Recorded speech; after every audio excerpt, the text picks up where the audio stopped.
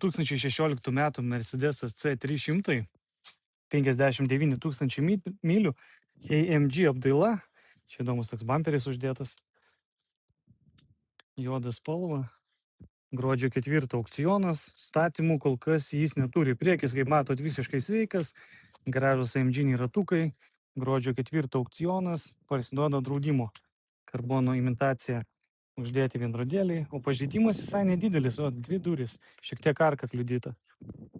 Panorama nesudaužyta, jisai kūrėsi ir važiuoja, raudonas gražus salonas, graži medžio apdaila, šildomos šaldomos sėdynės.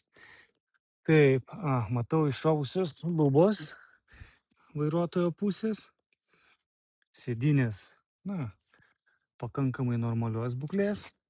Pasižiūrim toliau.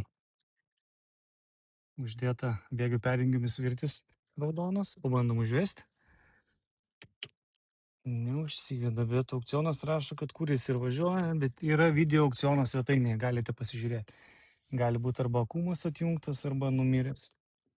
O čia viskas atrodo tvarkinga, visiškai prikibti nėra prie ko. Dauliukai.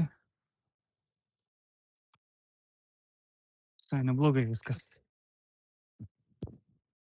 Pažeidimas, kaip matot, va toks. Turi parktroninikus, galinė kamera.